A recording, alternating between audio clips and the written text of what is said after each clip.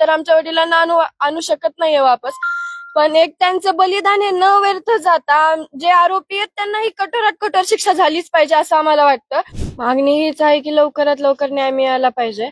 आणि जर पोलीस यंत्रणा इतकी काम करतीये तर म्हणजे त्यांना आज इतका वेळ का लागतोय? म्हणजे ते जर गुन्हेगार असतील तर मग ते स्वतः सिलेंडर होत आहेत, मग पोलीस यंत्रणा काय करते इतक्या दिवस? आणि जर आरोपी आहेत त्यांना जर वेळ लागत असेल इतका पकडण्यासाठी तर आम्ही न्यायाची अपेक्षा कधी करायची? आम्हाला न्याय कधी मिळणार?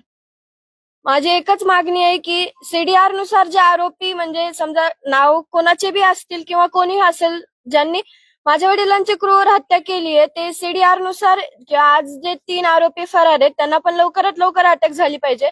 आणि सीडीआर नुसार जे आणखी आरोपी निघतील त्यांना पण तुम्ही लवकरात लवकर अटक करा आणि पुढील तुमची कारवाई आहे ती चालू करा आणि लवकरात लवकर माझ्या वडिलांना आम्हाला न्याय मिळवून द्या एवढीच अपेक्षा करतो. आता आम्हाला तर एवढंच वाटतंय की ज्यांनी माझ्या वडिलांची हत्या केली त्यांना म्हणजे माझ्या वडिलांना न्याय मिळण्यासाठी आमची एक मागणी आहे. आम्ही तर आमच्या वडिलांना आणू शकत नाहीये वापस.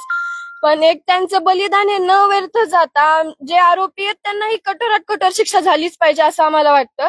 जे काही यामध्ये आरोपी असतील, समजा आज ते शरण जातात किंवा ते सुद्धा म्हणले की मी आरोपी असेल तर माझ्यावर तुम्ही कारवाई करा. आमचं सगळ्यांचं एकच मत आहे की या माझ्या वडिलांच्या हत्येमध्ये जे कोणी असेल त्यांना कठोरात कठोर शिक्षाही झालीच पाहिजे. त्यांना पण लवकरात लवकर अटक करा. पोलीस यंत्रणा त्यांच्या प्रकारे काम करत आहेत, पण आमची एकच विनंती आहे की तुम्ही जे तुमची प्रक्रिया चालू आहे ती लवकरात लवकर अटक करा. कारण की आज 22 दिवस झालेत आणखी आरोपीच भेटत नाहीयेत, तर आम्हाला न्याय कधी मिळणार? आम्ही तर न्याय लवकर मागतोय ना, मग त्यासाठी तुम्हाला आरोपींना तर लवकर अटक करावी लागेल आणि लवकरात लवकर आम्हाला न्याय मिळवून द्या. आता ते खंडणीच्या प्रकाराचं तर मला काही माहित नाहीये, तर ते सिलेंडर होत आहेत यामध्ये म्हणजे याबद्दल तर मी काही बोलू शकत नाही. पण फक्त जे आरोपी आहेत माझ्या वडिलांच्या हत्येमध्ये त्यांना अटक करून त्यांना कठोरात कठोर कारवाई झालीच पाहिजे.